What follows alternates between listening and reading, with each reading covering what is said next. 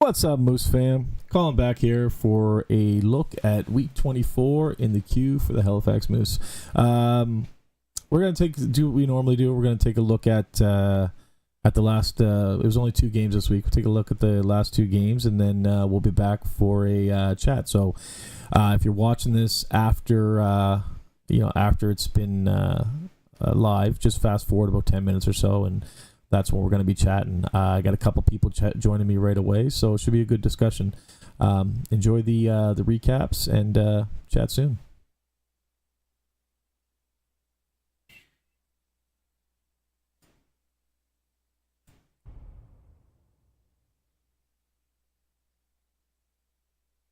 Little miscommunication, and St. Augustine will take it back up ice. A little centering feed there is McKinnon able to break up that pass attempt from Orr, his former teammate, and Levesque will fire a hard pass and hit the Cataford to finish it, driving into the backhand. Oh, big stop by Antoine Keller. My goodness, what a left in this opening period. Look at that. A long, hard pass up ahead to Matthew Cataford. He hands it off to Marcus Vidicek, and Vidicek pulling to the backhand and a flashy glove save. Centering feed in front. It'll pop back here for LeBears. Steers it off the end boards. Andrews grabbing a hold of it. They'll work it back up top to LeBears. The line is shot. They score. Floated in from the blue line by the rookie defenseman Noah LeBears. That'll find its way through. And the Acadie Bathurst Titan, they strike first.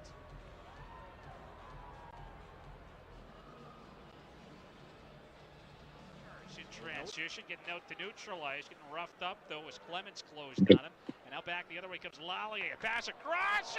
Oh, big save by Mathis Rousseau. A beauty from Antoine Keller a little earlier on. This time it's Lallier down the left wing, loading up Blake Pilgrim-Edwards. Mathis Rousseau sliding across there, reaching up. He will deny the Elmsdale native. Big Perron's got it inside the Bathurst blue line. Marcus Vidicek causing some issues down here for Colby Huggin. He's going to pick his pocket. Dished off the Gata for a shot. That one stopped by Antoine Keller. Vidicek across the Bathurst line, but he's going to turn that one over into the skates of Emile Perron. Again, forced out by the Titan. Cataford will look to drive it back in. Gets a little bit of help. Vidicek on the backhand. He scores! Marcus Vidicek drives the net. And he's going to shovel it home for his 41st of the season. And we're all tied up at 1. Well, Cataford powers his way, and he got closed on quickly. That was thwarted by the Titan, but some support coming from Marcus Vidicek after he strips that one away from Clemens, and he will finish on the backhand. Powers that one past Antoine Keller. Giving it now for Denis, powering his way in, trying to fend off a couple checks, swings out high, get pressed there, knocked away from him, and it's going to be taken back up ice now by Huggin across the Belanger, the backhand. Oh, big save by Mathis. Penalty coming up right now with 15:40 left in this second period. Just getting a look at that incredible save from Mathis Rousseau with that left pad as he was able to extend it. Matthew Cataford now trying to apply some pressure on Buranaway, who's able to make a play up ahead here for Sharkey. Down the left wing, a pass in front, they score. And who else? Colby Huggin. He will roof it on Mathis Rousseau, and the Titan are back on top here with 4:45 left in the second period.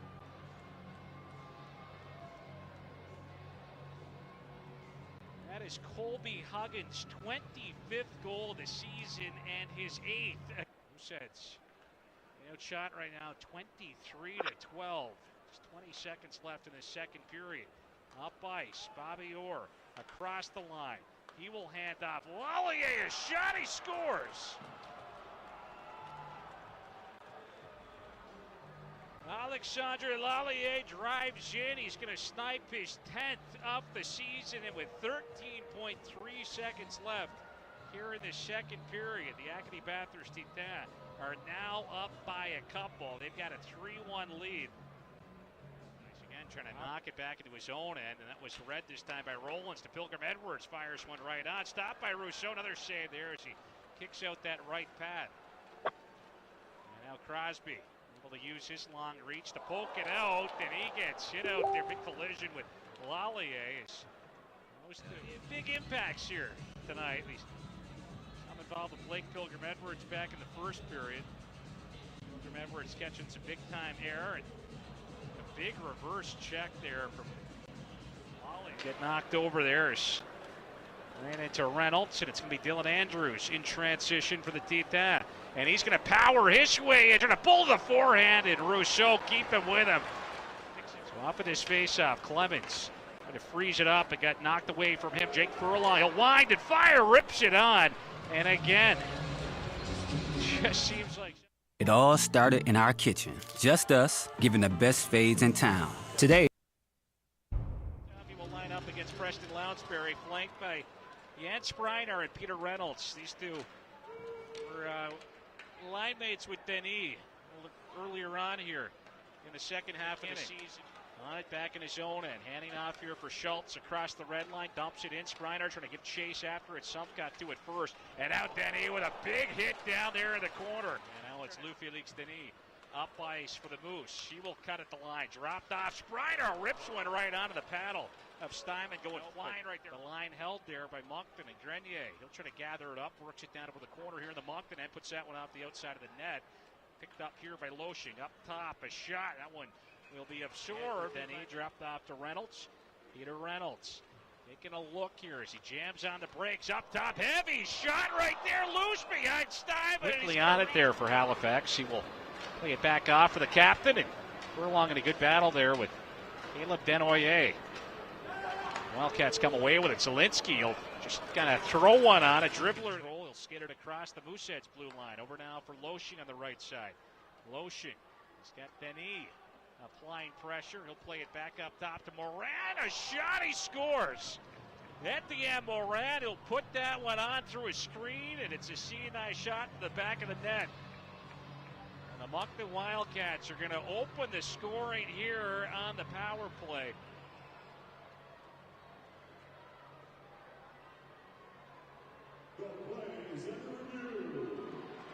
Sets some control off of that draw. Schultz, left side to Vidicek. Backdoor feed, a shot. Matthew Cataford scores.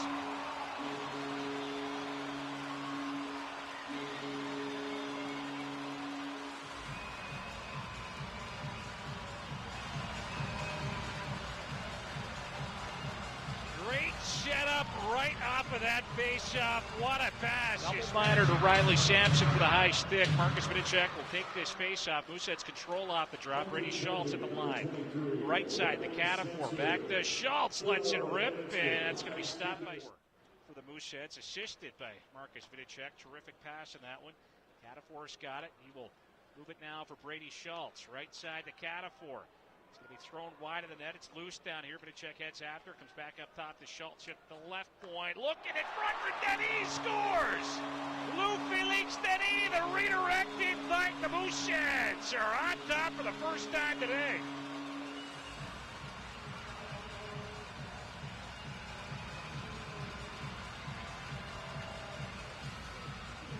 The power plays continue. Back around now for Trenholm to Sump. Tries to center one, picked off by Marcus Vidicek. Vidicek will send it toward middle ice from Cataford over to Reynolds. Back to Vidicek. A shot, that one knocked aside. Denis for Reynolds now. Reynolds backing off. Plays it off for McKinnon. McKinnon force one over there. It's off the stick of Denoyer. Tossed in front. They score. Spreiner. He'll knock it home. And the Mooseheads are up by a couple.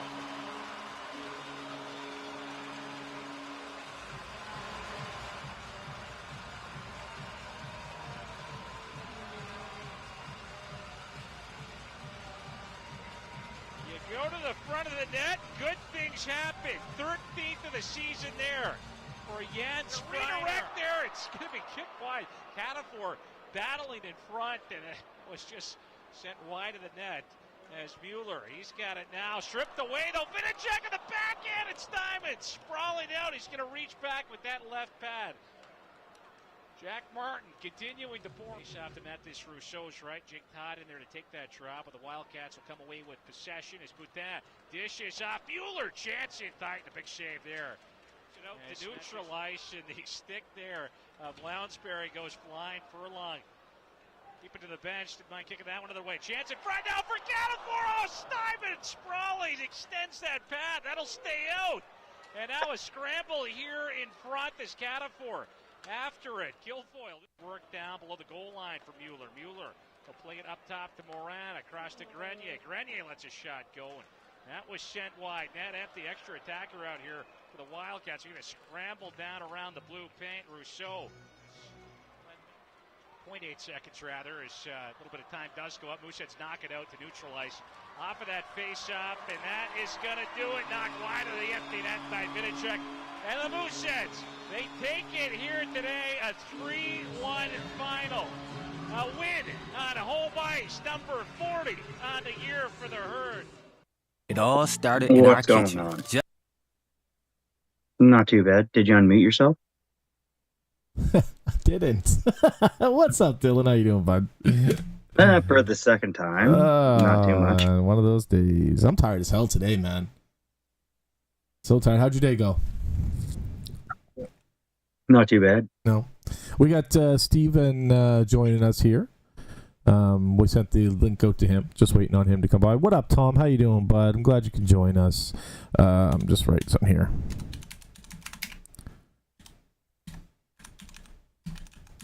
Okay. So we got only 2 games, but there's probably a bigger list to talk about today than I've had in a while. Just waiting for the audio. So you mean this is going to go 4 hours? No. I'm not getting into 4 hours. What up, Steve? How you doing, bud? Hey! Oh my God, this takes forever to come in. Yeah, the audio takes a bit. We see you, but it takes a while for the audio. Doing fine for now, I guess. Oh, Tom, hope you're feeling good, bud. So let's get right into it. Game 1, Titan at Halifax, 3-1 loss. I know a lot of people were very angry on Facebook, and I get it. It was a tough loss, but Bathurst has had our number last 3 or 4 meetings. And, not just our number. Bathurst has just been getting hot. Yeah, and they're a very physical, domineering team. I know they've been on fire. Even against Big Como there, they just got them. And it's just a minute to play in the zone of the other teams. And right now, like I told you, Colin, even Dylan there, so every time they change, they got at least 1 or 2 people to just press on the Moosehead there every time in their zone, and it's just constantly there. And the Moosehead did it on the next game, more intense. That's Bathurst, in my opinion, is the most physical team in the league. I wouldn't say league. I don't know, man. They're aggressive. I would say. Well, we haven't seen the other teams enough. We only seen them once, I suppose, in person. Well, so they're definitely the most physical team in the Maritime division. Yeah, I would argue that in the league, like I haven't watched a game against another team that gave us that much physicality. We had a good positive. I mean, Rooster played really well. I'm shocked he didn't have a star. Yeah, I agree. Russo played great. I personally would have started Milner that game. Milner has a better record when it comes to playing Bathurst, and he seems to play really well against them. Yeah. Not putting this loss on Russo at all. Oh. Russo played fantastic, but Milner's not going to be ready in case he got to go in in the playoffs if he's not getting ice time. I agree 100%. We're not preparing him for what's to come if he doesn't get any play time. Did you see how many one-timer that they did during that game too for Bathurst? It was constantly, and that's what I mean. That with Rousseau to be there on time. They also had a lot of odd man rushes too. Our defense completely broke down that game, and the no stars awarded thing. I'm perfectly okay with that. We didn't play to our abilities. We didn't play to win a star, to get a star. I think that was deserving. The kids club kid got a puck from Milner, bro. The best person to open up the door all night. Yeah, he did a great job. That was a nice picture. It was awesome. And he was all smiley, so all he had to sweat was the pregame warm up. So let's is there any possible reasons as to why we would have played that bad? Now I took to Facebook. I'm trying to stay more positive these days, and I took to Facebook and I'm wondering if it's just, we know they're a physical team. We don't want to get into confrontations with them and wind up in the playoffs with some down a few people because of injuries. Is there another reason why? Do you think we just dropped the ball? I don't think it's that. I think that they just did a good job at shutting down our dangerous players. I get that, but I watched Cataford with my own eyes. In the third period, he had the puck at our blue line, trying to leave our defensive zone. Hold on, let me finish. And dumped it. I know I told you, but not everybody else knows what I'm about to say. And he had two attackers coming at him, and he had about 10 feet. He could have passed it back. He could have done anything, but he dumped it and literally turned around in a circle to get back into our zone. That tells me he was avoiding contact at all costs. But to me, that means Bathurst is doing a good job at shutting them down. I'm not disagreeing with that. Bathurst is doing something to get into his head. I'm not saying it's the coaching. I'm saying Bathurst is doing exactly what they need to do to shut down our dangerous guys. I agree, but to me, it looked like he was told, like the players were told, don't take contact, avoid it if you can. We're in the playoffs. We have our home ice advantage. Why bother? I'll completely go against that because the very next game they were the most physical team out there between us and Moncton. I wouldn't say I'd say Denis. I'd say Denis was the most physical person. But they were out there throwing hits. But what Bathurst has done is Bathurst has shut down our most dangerous guys. You look at the stats wise. Who's the most dangerous guys? Because Cataford and Vidicek aren't putting up numbers like they used to. Can I please speak and I'll put it up? So our top line, who is our top scorers, have been Cataport and Vidicek. Those have been our top guys. Not as of recently. That's exactly what I'm saying. Bathurst is doing a good job at shutting them down. The past 3 games that we played them, they have been out there for 6 of the 7 goals against. They are making our top lines play in our own zone, which is not giving them the opportunity. They are shutting them down. Agreed 100%. But I'm saying across the board against all teams we're playing, like I said, Cataford needed that goal the other night because he hasn't been producing. Vidicek has been producing, not just against Titan, period. There's just no chemistry on top line. That's why we're putting people up there to try them. They're not the line they were before break. And, I don't know what the issue is, and I'm not, throwing any shade anywheres, but it's not a Bathurst thing. That line's just not performing lately. But they perform better not against Bathurst. The whole team does because they're so aggressive. Yeah, but I think it's Bathurst playing properly and shutting them down. And you know what? I'm not disputing that. I agree, but I also feel like some of the higher ups may have said, "Listen, we know they're a physical team. Let's get physical in the playoffs. Until then, back off." Let's get to some of the chat before we go on to game 2. Happy birthday, Matt. Thanks for happy birthday, Matt. Happy birthday, I guess. I'm like in between you guys and like, okay, should I just cross and please, go ahead. Go ahead and put your opinion in. Well, of course, I'm gonna start with Mr. Robert Orr did really well against us, again. So he's just constantly excel on his there against us and all stuff. But you know what? It's one old Moosehead, right? So he knows the system, what's going on. And I want to point something else out about Orr as well when Steve's done. Yeah. So basically, it's not for nothing that the Batters went to pick up Robert there, but they were Batters at the beginning of the year. They would not have the cohesion in between, and which the Moosehead had at the beginning.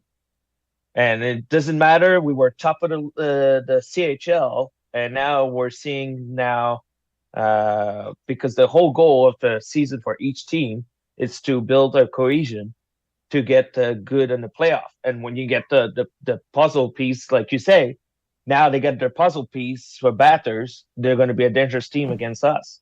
But we had to smarten up, quick change. We had a too many men. That was brutal. At one point. And I was like, brutal. Okay, well, the guys got to put their legs into it, right? Well, while we're talking, anyway, that's one of my big thing. No moves that again go very well against us, and that's our. That was one of the big thing that he's got a +2 right there. So and our team and that there, I've seen the plus and minus. We're like in the red, like literally all across the board. There's nobody's got a plus nowhere.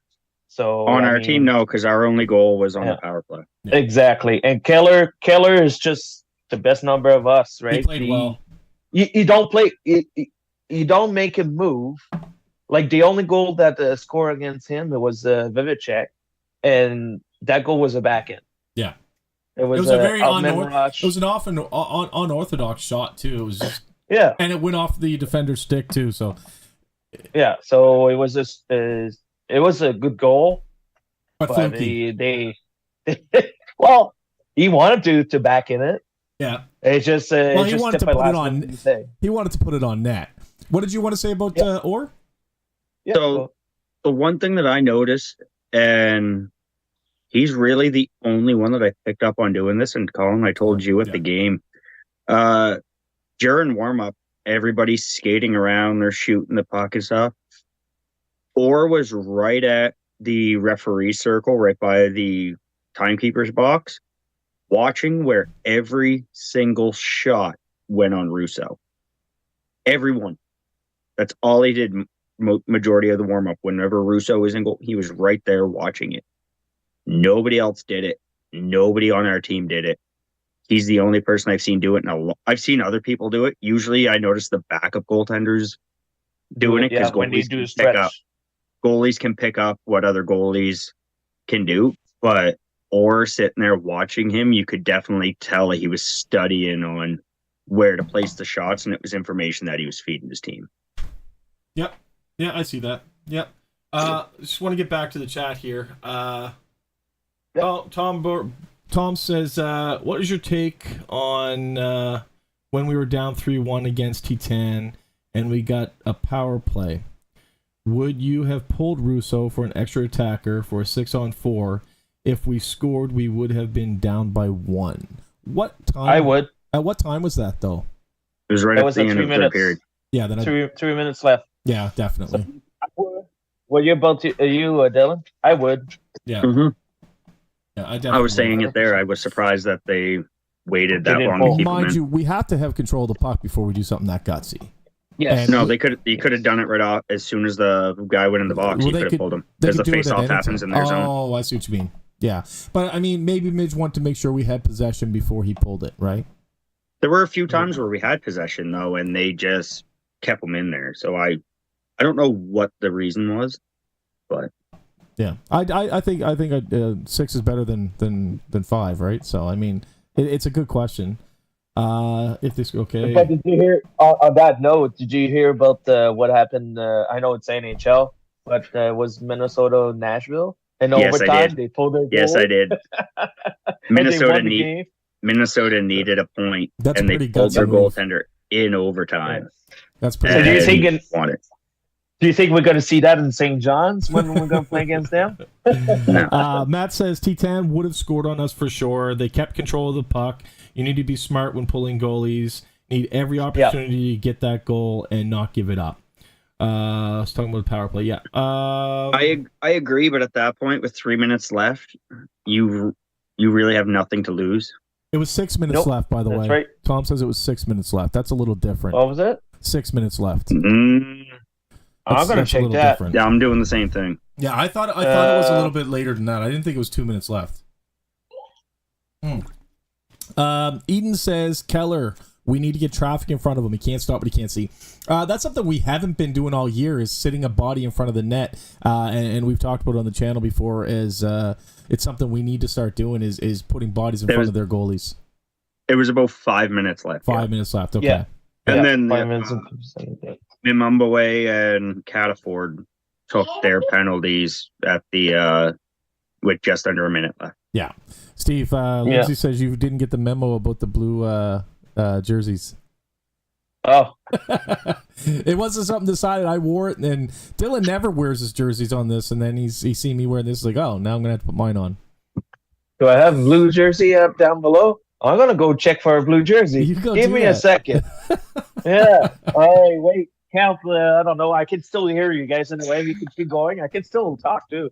All right. So I don't think you don't have a problem with talking, that's for sure. Yeah. Colin, you want to switch to the purple while he's going to look? Switch for the purple. Oh, stop. Oh, God. You guys are hilarious. Should I put the Vancouver one or the Blue Jays? What? Or there's Neither. Neither. Ice Neither. Cap? This Ice one. Cap Neither. there? I've seen his jersey collection, and they must have 50 jerseys. Massive collection of jerseys. Yeah, I have 34. Jesus, really? Yeah. Holy shit. If it's the blue Habs jersey, I'm out.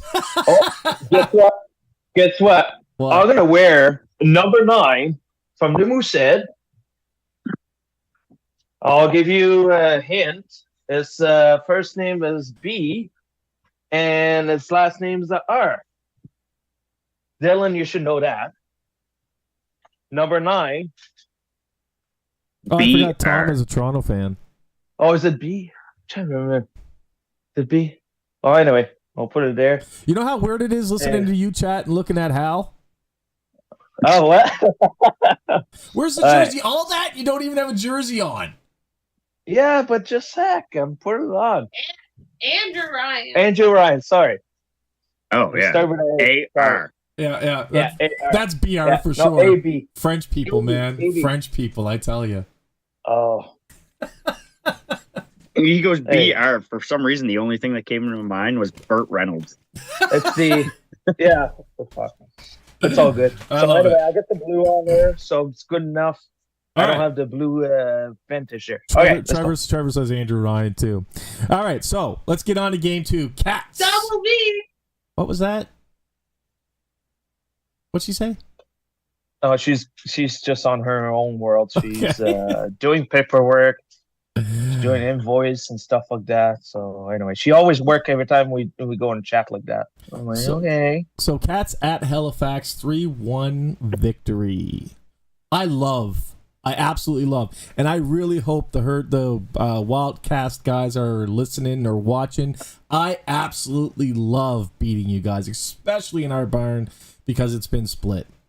It's the first time all season that the home team has won. Yep, I love it. Absolutely love it. So let's hope we continue the victory on the 16th. That game, they were also missing a big piece that game too. There were a few factors. They were missing Smith, which is probably the biggest piece. 100%. He brings a lot of the grit and a lot of the frustration towards us. So that could have had something to do with it for sure. But they played the night before. They traveled. Well, that went to overtime. They traveled. There was the time change as well. Yep. Right. So there were a few factors. Now let's not take that away from the Mooseheads because the Moose played absolutely fantastic. They played at least 50 minutes last night. Yeah, the first 10 minutes of the second period, they was not good. Yeah. No, that's what Eden says. Actually, the Cats came on really hard in she says second half, but I think it was the first half of the second period. Completely different team. Better communication. It seemed like there was a lot more chemistry, and maybe that's in part to the line changes because there was a completely different lines for the most part.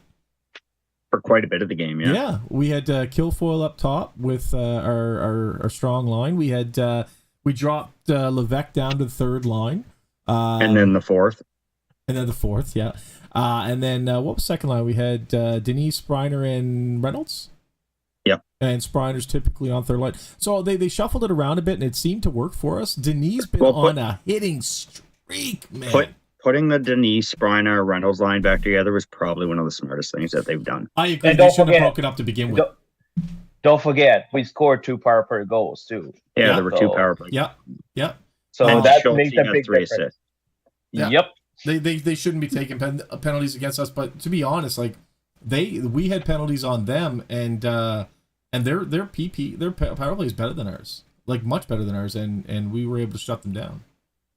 It was hilarious. There was some eldest people behind us for Northwood there, and one of the older guys, she said to Larry there, my Lindsay's father, said, "I say, they were asking him like, so who's gonna win?" He said, Moosehead. "Oh, what's gonna be the score?" 3-1. Oh, no way. And sure enough, at the end of the game, my Larry was like, "You were right." He's like, "Yeah, I know I'm right." It's all grumpy. I was like, "Oh my god," that was hilarious. But anyway, like, hey, I know the boys gave it all there. There's a few things that happened in that game in the third period. I know better officiating for one. Yes, and Robichaud is probably one of my favorite refs that they have. Yeah, he's good. He's more impartial for these games. And definitely, and Stomzonski was good. He was actually like he was trying to make sense of stuff. Yeah, no, and he picked up a lot of high stick. And you know what? I seen a few things there. So you seen Perlon's got a cage there on the end of the we got that's something to talk about too. We got 2 boys with bubbles on. Yeah. I was like, was it Crosby the other one? Yeah, it was. Crosby was from the game before. Yeah. He took an elbow to the head. And no penalty. Yeah. That's one thing.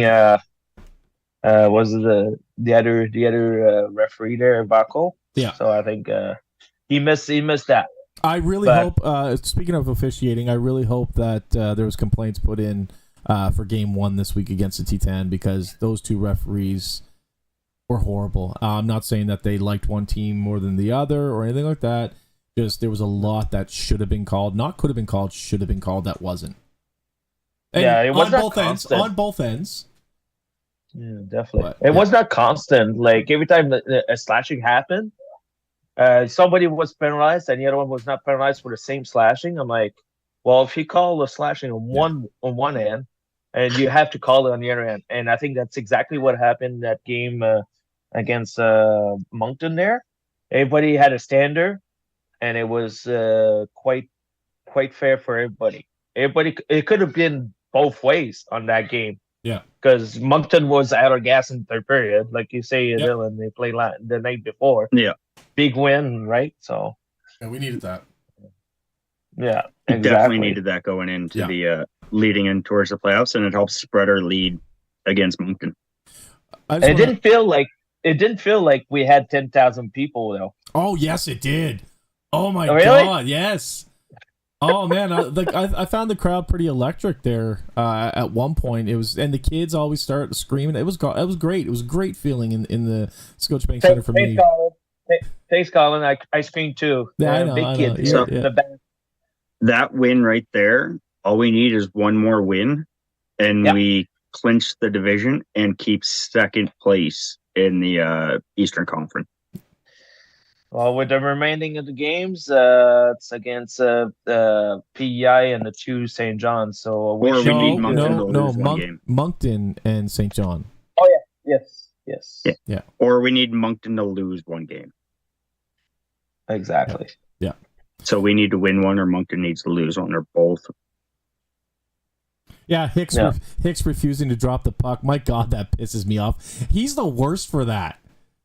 Absolute I love Matt Hicks. I can't stand him. Who said it was the Matt Hick show on the group chat there? I think Rowdy. I think it was Trevor or Jose. Rowdy says it. Rowdy. So I just want to comment on Trevor. Yeah, man, he put LFD, LFG, or LFG, LFD. He's been absolutely incredible. It's like progressively getting better. Like not just, you know, a good player, like progressively impressing me. You know, and he didn't really impress me in the beginning. Nobody really does. It takes a little bit to get me to like a player, but he's been doing amazing lately, man. He's hitting, he's putting us on the board. The kid's incredible. He's not in the box as much. Yeah, I hate when he's in the box. Just curious, are the linesmen evaluated? I know the refs are. I'm sure Yes. Yeah. Okay, that question's answered quickly. Had one of the coaches had a medical issue. Yeah, we're going to be discussing that as well. Had quite the scare last night with the person sitting next to me, called for medical aid. Yeah, she had a seizure in front of us last time she was there. That's the lady that was sitting at the doorway trying to trip everybody coming in and out. Last time she was in front of us, she had a seizure as well. She got escorted out of the game last time too. She's fine. It's something that happens a lot. Paramedics know about her. Nice girl. I love more out of him. Huh? Nothing. Don't worry about it. Okay. My kids have been my kids. Okay, I'm used to Mackenzie in the background when Ryan's on yelling, so I'm always like, okay, what'd they say? So in the queue this week, the Eagles are doing really well. They have 3 players in the QMJHL team of the week, with Newcomb, Squires, and Sabalka. And then Newcomb also is the player of the week for the QMJHL. That's amazing. Like, good for them. Good for them. Well done. Yeah, that's amazing. Yeah. Sounds. I'm pretty sure Schulte will be a top player this week too. So. Well, he had 3 assists last night. We had three assists. Yeah, that's incredible, man. He's awesome. And he only got second star. Yeah. And Lou got it. Denis got first with the goal. But those 3 stars last night, it was so predictable who's going to be the stars because you're used to who's there. Yeah. So I was like, it's going to be Rousseau, and it's going to be Schulte, and it's going to be Louis Philippe Denis. And I was like, that's going to be them. I wouldn't have called Denis. Like, I would have called Cataford for first. No. Oh no, Lou got the game winner. Never mind. Yeah, Lou's got the nice tip in there. The nice pass. I would have had Schultz's first star. Oh, what's that? I had Schultz's first star because he set up every single goal. He really did. He sure did. Yeah, agreed. He did. So we discussed the fact that our PK and our power play are getting better. Now, when we start we came back from break, I think our PK was, our power play was somewhere around 19 or 20. It's now up to like almost 24. Like it's improved greatly. So I think their power play, they should put Cataford right in front of the net. Just put it right in front, like Fournier. Yeah, they got to know somebody. I don't know why, but recently they've had him playing quarterback on the point, which is weird. Like let Dylan McKinnon and Schulte to be the point, and there it comes to worse, just do 4 attacker and 1 defenseman, like most teams are doing. Yeah, and I think it will be more productive at the first minute.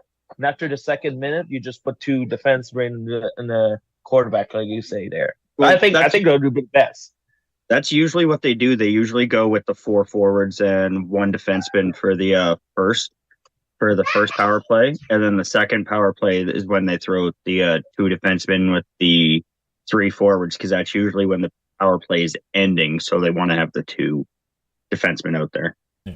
Yeah, definitely. But we're definitely getting better there. I love seeing that. I love seeing capitalizing on chances where we need to. We discussed both Crosby and Furlong in bubbles. Crosby's due to that elbow that no penalty was called against the Titan. And Furlong took a high stick last night during the game with the Cats. 4-minute power play, then we took a penalty to negate a 4-minute power play. Yeah, it ended up being like a minute and 40-second power play or something like that in the end. Yeah. New featured opponents. What do you guys think of that? So I listened to the Herdcast, or sorry, not the Herdcast. I listen to the Wildcats podcast, and one of their key things is when visitors are in their barn, they shouldn't be on the big screen. They should be in the nosebleed section. They shouldn't have any ability to be a part of the show. Now, we do the exact opposite. The reason their fans can't sit in prime locations is because we don't have any prime locations available. The only thing we have available is Upper Bowl because our fans buy all the tickets. See, we have 5,500. We can actually fill an arena. We can fill an arena. So we do the opposite. We constantly put their fans on the jumbotron. Not only that is we started highlighting one of our opponent's key players to say, this is somebody you have to watch out for on the ice. He's a great player. I love that because it's about hockey. It's not about we're better than you, and it's not a hatred thing. It's a love thing, right? Well, it's always been something that they've kind of done because it's always been highlighted who to watch out for during the Moose Minute. Yeah. But they haven't done it to this degree by putting them up there and showing the highlights and stuff like that. Yeah. No, and I absolutely love that. I love that we're the place that does that. You know what I mean? It fills me with pride. Yeah, we discussed LFD. So Rowdy is saying all the hits by LFD earned him first star, and I agree. I mean, he deserves the first star. He got the game-winning goal, and he was a physical force out there. Not to take anything from Schultz. He's probably my favorite player on the team. He those goals wouldn't have happened without him. But I think LFD was deserving of the first star as well. The billet ceremony, that was nice to see. Yep, definitely, and it was nice to get all line up there and recognize them. And thank you for the billets, by the way. Yeah, because you guys are make it easier for the players to go to the rink and stuff. At least you got somewhere to go, and I think it's across the league, and it's really appreciated for them to do. At least appreciate one game for them, and it's been like that quite a bit. But this one was huge. And he brought the kids too with them, so it was good. It was a nice picture for everybody. Yeah, and I think my absolute. Go ahead. Special shout out to I hope I'm not butchering the name. Steve Sykes. Yep. Sykes. Not only is he a billet in his own right, he also organizes with the billets. So not that he's in charge of them, but he's there for the players to help them find the right billets. The billet coordinator. Yeah, he's the coordinator. So I mean, special shout out to him as well. Wonderful guy. He'll talk to you at the game about the game, about the team and stuff. Just a really straightforward, great guy. So special shout out to him. Sorry guys, go ahead, Dylan. I know you're trying to say something. So my favorite part about the whole thing was there were a few players. It was like this person and this person Furlong, billets too. Jake Furlong. It's like, what? Can't you just say his parents? Like, I know it's billet appreciation, but like they're not billeting them. They're his parents. Technically, they pay. They're paid to get billeted, so they are billets. Right. But they're his parents. Yeah. Right. Like there were a few of the guys like that. I just laughed. They were like this person and this person Furlong. Crosby's actually billeted by other people. Oh, that's right, because he's from a little further out. He's from past Town or something like that. That's right. But it said the Furlongs, and they're like, I sat there and I turned and looked at Joanne. I was like, I wonder who they billet. How funny would it have been if it would have been the Furlongs, the billets for Luke McPhee. Yeah, I love it. But they technically are billets. They're paid as billets. So I mean, might as well have them in there as well. Well, yeah, like you have them in there. It's funny the way, like, wording it that way. Yeah, I agree. Right, because you hear billets and you think, oh, they're living with another family and things like that. Yeah. No. So the boys are at the Discovery Center today. I talked about in the last live that they would be there. Apparently there was like air hockey and. But it was virtual air hockey. Was it virtual? I didn't notice. I didn't see it. Yeah, it's a low table. It's a low table, and you go with your hand, and you put your hand on it, and you move your hand, and that's what moves the thing. It's all like virtual. That's cool. Weird. I like that. I like it. That's awesome. Schultz scored on himself. Schultz scored on himself. Oh my gosh, Schultz, buddy. Did one of the guys Al showed up for that one? I don't know if the mascots were there. Shot? I wasn't there, So I didn't see. I just seen a video. Either. I just seen a video by that Joanne put up. Jordan's mom of Jordan playing air hockey with Schultze. That was kind of cool to see. Jordan, the crying kid on YouTube. Yeah. So that was cool. I love that they get out and do those things. Schultze scored on himself. I saw a clip on X on Facebook. Yeah, that was on Facebook. There's a delay, so she's just putting that in now. Love the lineup for against the Cats. We already discussed that. Dylan, you wanted to talk about fan appreciation. What? What fan appreciation? So last night's game was supposed to be fan appreciation. The only thing I've seen for appreciation is Peter had given Jordan some keychains to give out amongst the crowd. But other than there were signed pucks too. Were there signed? I didn't see. There were a few things. Candy. Yeah, there was candy too. I didn't see much of it in the building. If I wasn't told it was fan appreciation night, I wouldn't have known. So previously, what they've done is during fan appreciation night, it was the last home game of the season. Yeah. Right? So what they would do is after the game, they would pull out a bunch of totes of like T-shirts and hats and stuff, and the players would take off their helmets and gloves, and they would throw the stuff to the fans. That was one of the features of fan appreciation night. But they got rid of that. I want to say it was just before COVID. But why call it fan appreciation night if you're not really going to do anything? Yeah, no, I agree. Eden says she didn't even get candy. She's kind of upset. Like they should have called it. They should have called it billet appreciation night. and that would have been fine too. Exactly, it would have been completely fine with. I have no issue with them honoring the billets, but if you're gonna call something fan appreciation night or game, do something. Yeah. Even mention. I don't even think they mentioned it on the loudspeaker. Like, I don't think it was mentioned. Nope. Thanks for joining us here at Fan Appreciation Night. Nothing. And that damn candy commercial. Come on, that candy commercial was there all the time. Yeah, I was like, "We're candy, okay? There's candy." Tom just brought something up in the chat, and this made me laugh. The mystery gift box was. The craft dinner. That was awesome. Yeah. I love that. They were sitting down there shaking the craft dinner, using it as noise That's awesome. That's so smart. I love that. And then the parents didn't have to make dinner. Yeah, fucking A, man. And you just throw on craft dinner. So I wanted a good positive. A bit of a positive here for the last few games. Probably I'd say the last 8 games or so at home. I've noticed a change from Mr. John Siteman up in the sound booth. The music's gotten a lot better.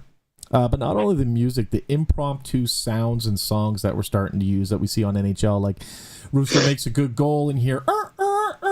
Makes a good save. Sorry, makes a good save. My bad. He only has 1 goal. Yeah. Or they're in the penalty box and his one is the loneliest. I absolutely love that shit. It gets the crowd involved. Maybe some people don't notice it, but people who know. And I love seeing that shit. I mean, the roaster, they could probably put a roaster right in the middle of the screen. Like most rings, when rooster. They get like something on there. Yeah, rooster. Yeah. He does like gotta go like this. Well, anyway. You put the rooster right on the belt on the board there, and just with the chant there, so it would be perfect. I think it will just click in with the low enchantment to encourage Russo to do another good save. Yeah, right. Yeah, I agree. And hearing that, I don't want to do the sound again, but hearing it's the monster. Rooster crow, like you what was the sound?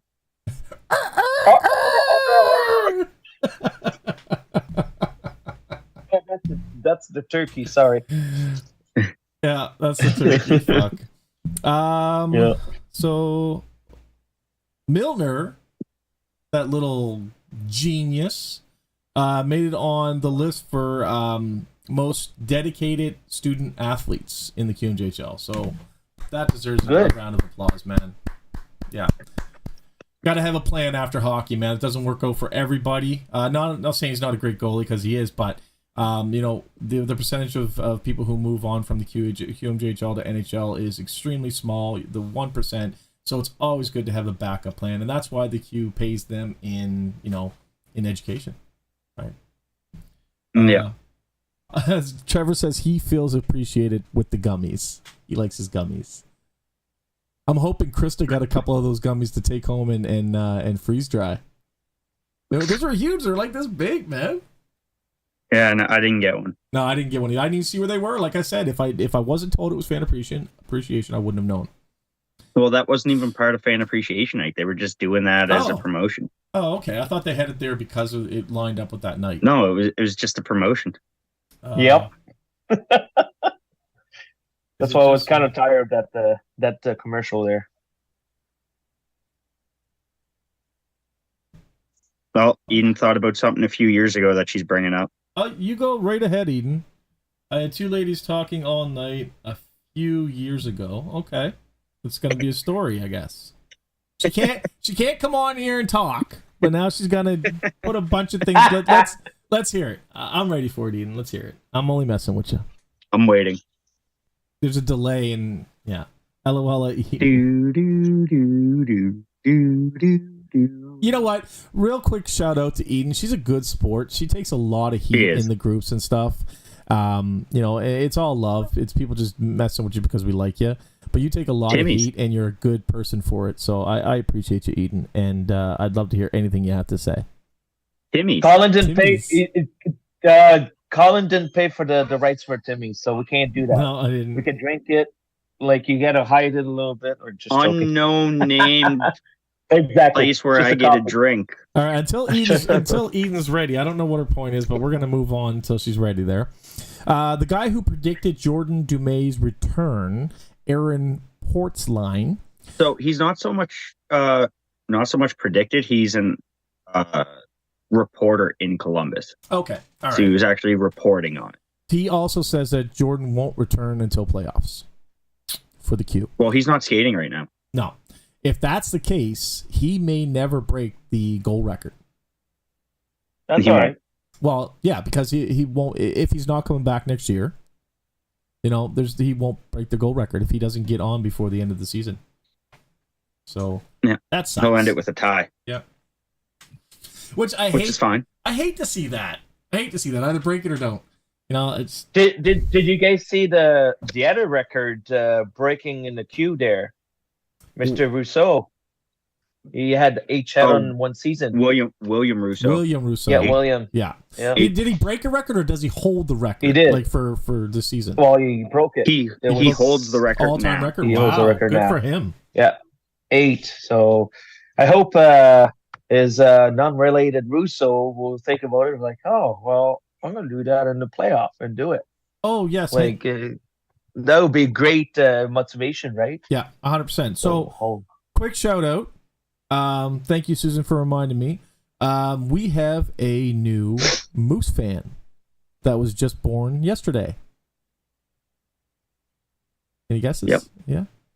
Sebastian and Caitlin had their child. Yeah. So congratulations. I hope to see the baby at the game real soon. So Sea Dogs head coach went down playing up in Cape Breton. They were down 6-0 in the third period. It was the clock stopped at 54 seconds, I believe it was, in the third period, and they ended up having to call the game. Yeah. So due to a very scary situation. And we don't know at the time. We don't know what the cause was. It's his business, and nobody else is to know. But when he left the arena, he was conscious, and they released him from the hospital the next day. So we hope for a speedy recovery from you, sir, and many more years of hockey. Right? Yeah, and he's only young too. Oh yeah, he's only in his 30s. Really? But that's a protocol though. Anyway, 24 hours at least to just monitor his heart and everything. He's only in his 30s, so you know what? Tell me being a coach at this level isn't stressful. Yeah, especially with many more years of hockey. With a team that's right on the edge of making the playoffs. Yeah, we'll put it that way. So we are we getting another Moose Tracks episode, or was 3 the final? They've only ever done 3. Have they only ever done 3? Aw, I was really hoping for more of that. I really enjoyed watching those. They have to. They have to. They have to what? They have to make another one. They don't. They didn't end it right. Like there was no ending to it. It was this. Like it just stopped. Yeah, I'd like to see another one. I didn't know they only ever did 3. Yeah. And to be honest, I say they have to make another one, but I'm fine if they don't, because I said what I feel about it last time we talked about it. I'm not the biggest fan of how it's edited and put together. Really? I am. It takes a lot of work to do that. It is, but I don't like the fact of one moment we're in January 10th, and the next moment we're back to November 6th, and then we're up to December 16th, and then we're back to October. It's way too jumpy, and it doesn't follow. They're trying to do a story, but they're jumping back and forth way too much, and I get way too, like, not distracted, but just not interested way too quick. Yeah.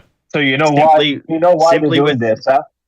But simply with being a fan and knowing the timetable of how like all the games happen, when I sit there and I'm watching and like, oh yeah, we made all these trades, and then it ends with a clip of Height and Lermont and stuff out there playing a game. Like, you just spent the whole thing talking about trades and the guys that you brought in and stuff, and then you go to that. Like, it throws me right off. It is better than it has been, though. So Siteman says that we are going to have another one. They were on the road with them on the Moncton road trip. They posted it on Instagram. Yeah, when we were up there, they were filming. Yeah. Ella Cruz says they were working on the Moose Track 4 currently. Only issue, something said, the next is about being on the road. Okay. Moose Tracks has been the best this year, Trevor says. It's been great. I enjoy them. And the quality is absolutely incredible. I only dream to be able to have that talent to create those types of videos. It's awesome. John Moore used to do it all the time for the Maritime, so he was pretty good there for that. And unfortunately, he retired and all stuff. I kudos to him. He was doing a great job too. So it's good to bring it up a little bit on the road. Yeah. And they should show the fans at least a little bit more. That's I would say the groups to go to the top and all stuff, and they should show a little bit their appreciation. And what they used to do, I think, for when we didn't have kids, we every time the players just lift their stick in the corners that we were there, we were a bunch of 50 people just in the corner there, and they were waving the stick. I don't know if it did it to you guys when you went for a road trip, the last one in Moncton. So it'd be nice to bring back too the appreciation from the player. Like, oh man, our fans are big there. I think they're gonna probably do it in St. John's because I think a lot of people will be there. Yeah. Well, they normally do give as like they're skating, like they're celebrating. They usually do look at where the fans are and just give at least a nod and stuff as they're getting ready to go off. So they normally do that still. Yeah. No. There's again, that bus trip was planned in part by Jose, Trevor, Penny, Kim.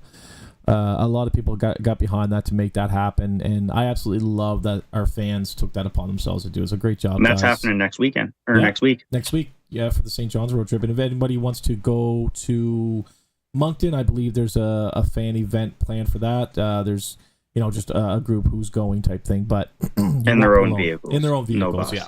So if you want to be a part of that, just jump on Facebook, find the post, and let them know you're going to be going. You guys can meet up, get a picture done.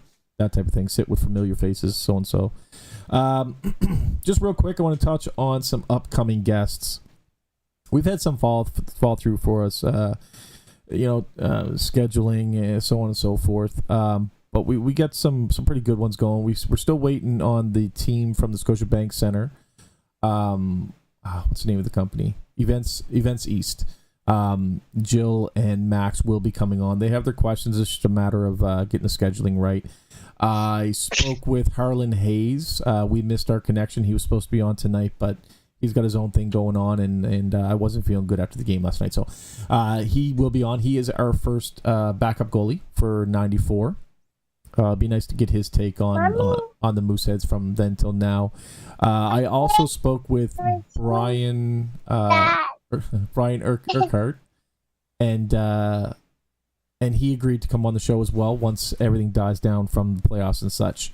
But very excited to let you guys know that Mr. Cam Russell emailed me today, and he is game for the show. He wants to come on and discuss his time with the Moose, and maybe we can get him to talk a little bit about his NHL career as well. But that'll be a fun one to see. I'm very excited for that. I doubt very highly he will do a live, but I will mention it to him. I still got his card. I still get his card. I didn't get it signed yet. You got his card, really? With Blackout's pro card one. Yeah, it's pretty hard to see him at the games. You don't see him too often. Actually, I see him the other night, and I beep at him and we salute him. It was great. I think I might see him 5 times a season. Like, I don't see him too often. No. That's all I have. Do you guys have anything you want to discuss? Something maybe I didn't mention, or? I'll just jump with the joke book. Let's do it. Oh yeah. Just one joke, Dylan. I'm doing this because I'm trying to start a trend. Just one joke per podcast, So. Whoa! Here's the thing, though. If you do one joke every time you're on, eventually you're going to give all the jokes in the book, and nobody's going to go buy Ian's book. No. Well, that's not a joke. That's a dad joke. All right. Ready? All right. Yep. This is an easy one. What piece of hockey gear does the hunter love to use? Colin, can you figure this out? I would assume the trapper. Yeah.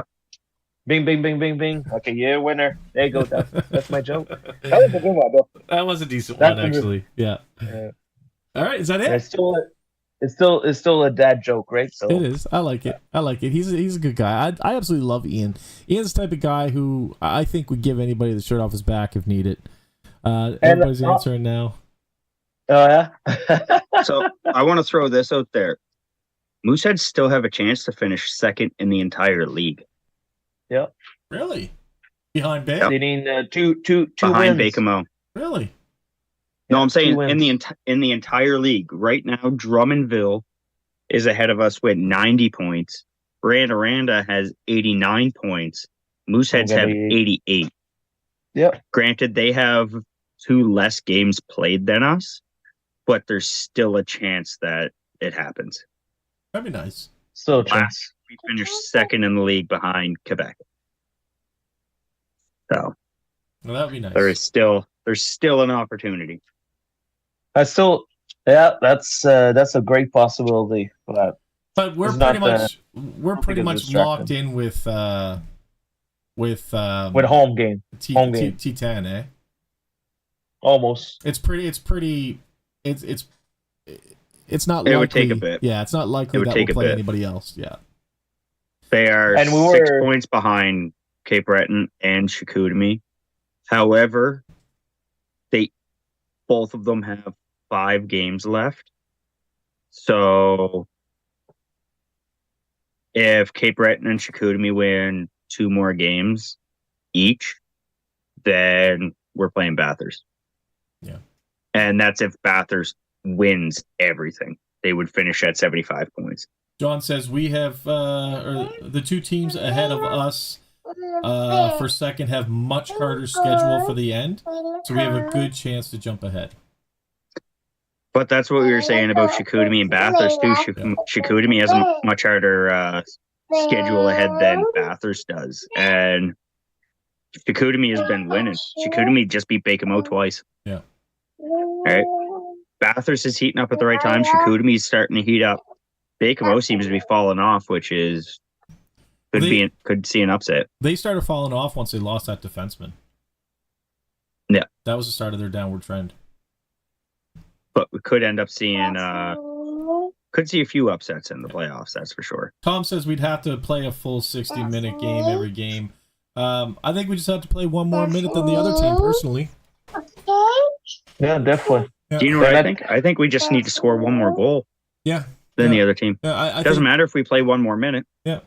I think the boys just need to capitalize on at the right time. You know what I mean? Yeah. The boys could play 5 minutes if they get 5 shots and score 5 goals in that 5 minutes. Well, they'd have to spend the rest of the game defending. And every power play counts. So in all the I want to try to do a chant when they are in PK there, defense and all stuff like basketball kind of. Yeah. I don't know. Well, I don't know if it's gonna work, but I could probably try to pull her up. Oh wait! Breaking news! Okay, Trevor, are you sure? I don't know if he's telling the truth or not, man. Trevor says that the team with the most goals win. Can you fact check that, Dylan? Not necessarily, because if the team's ahead and they decide to forfeit, then they lose. I love that comment, Trevor. I love that comment. That's awesome. All right, that's it for me. And actually, that's not breaking news. The guy who was in Moncton the first time we went up this year has already said that to us. Oh, did he? Remember, he was like, you got to get the puck. You got to take the little hard rubber thing and put it between those 3 red posts. Yeah. Grinded out hockey is key. Doesn't matter if it's 1 or 1 dozen. A win is a win. I agree. So I'll ask you how many. So I got 2 more points there. So one fact one and a fact, and the other one is a funny one. So the fact one, there was in our batter games, we didn't play at all in their zone. That's one fact. They literally just chew us there. And on the second game there, well, it was the opposite. Yeah. We were mostly in Moncton zone, and Moncton woke up in the second period and did some shots. And the first period was like, literally, Moosehead was like, oh, okay, they're sore a little bit. Let's poke them. Yeah. And they poked them a little bit hard, and we had penalties and back and forth. But that's my 2 facts of those 2 games. I'm saying possession is key. 1,000,000% possession is key. And my funny one, if you've seen at the end of the game there, the last like 30 seconds there, with Furlong taking the water bottle from Rooster, that was hilarious. So I think that was teammates. He asked Rooster, he said, do you mind if I can get a drink of your water? And Rooster does this. He just shrugged his shoulder. Whatever, I don't give a fuck. Yeah. So French. Just have at her, bud. Yeah. Like, it's not like they touching their mouth on the water bottle. They just squirt it. So Susan wants to know, does Dumais always go to the security door? So I didn't see him at all last game. I don't even know if he was at the arena. He went out with the billets. Oh, he did. I missed that. I don't know what I had to do. I went running somewhere for something, but I missed that. He was 3/4 way. I know what I was doing. I was going to be a Karen. I was a fucking Karen at the last game, man. So, real quick rant, and I've already discussed it with Scotiabank Center, and it's all taken care of. But a lady who has been with the building for a long time that normally doesn't work my area as an usher came and kicked all the kids from my side away from the rail to get high fives. Now, she left the other side full of kids, but kicked all of our kids out of there. And the kids really gave up a lot this season with that tunnel being closed in between periods and at the end of the game.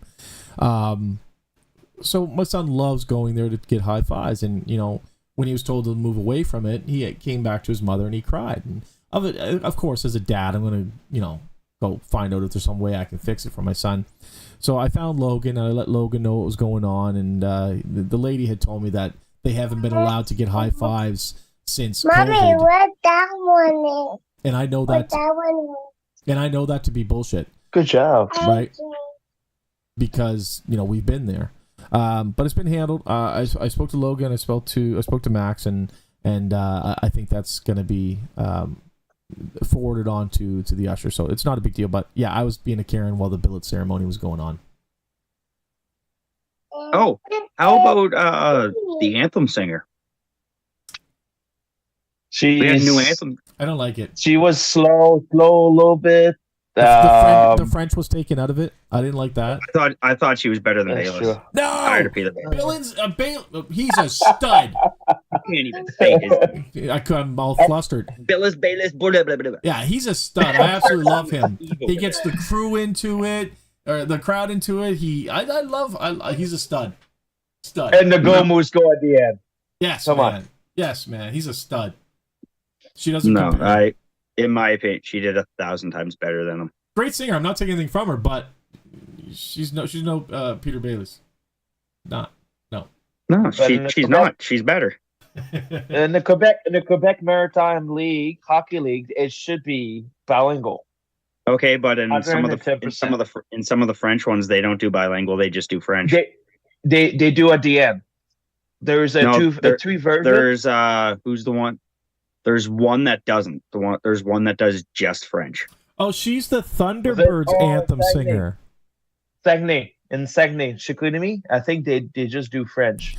I think it's one of them there. John Seitman says she's the Thunderbird anthem singer. Bailey's was on vacation and couldn't do these two. He'll be back soon. So I didn't know that she's sang for the Thunderbirds. I didn't know either. She's a little too slow, Nicole says. Her slowness slowed down. Right. So Schultze does this when Peter's singing, and while she was singing, he was doing this. Very slow. Yeah. Yeah. I preferred it myself. I'm not a fan of Bayless' voice. No. I'm not saying he's bad. He's 1,000 times better than I could do it. But I just think he can do better. Yeah. I find he's too corny when he's doing it. Well, that's an opinion. Yeah, it's allowed. I think it's a unique way to get the crowd going before a game. That's the thing that you keep saying, Colin, and I'm gonna say it. It's just to keep the crowd going. And when you do the anthem, it's the impact of the singer that gives the energy for the player. Yeah, I agree. And that's what I got. Any arenas you go, I think the best singer right now, I'm trying to remember his name, but it's the one in Vancouver and the one in Boston. That's the two anthem singer that really put their all into diaphragm it? all there, and you see the good there. The anthem singer in Tampa does as well. She does a fantastic job. She's former military and does it there, so she really puts her all into it. You know what? We should bring D&D Appreciation Day, whatever. We should bring the singer from the band. Well, they had a military guy sing it. Did they? They did. Yep. You were there. I was at sea. Sorry. You know what they should do? Get for signing up to defend our country, bud. You know what they should do? Every game, they should get a fan to sing "O Canada." Oh God, could you imagine? Could you imagine? You know how they bring somebody on to throw you know how they throw somebody on the field to do the first pitch? You know, like that. That would be the equivalent. Did you see 50 Cent's first pitch? Oh God. It'd be the anthem equivalent of the kids going out there for the first intermission game when they're falling through the entranceway. Yeah. Dylan is all set for a drive to the airport. Yes, thank you to everybody that offered. Tom, no, that was a question from Tom. Yeah, I know. Oh, okay.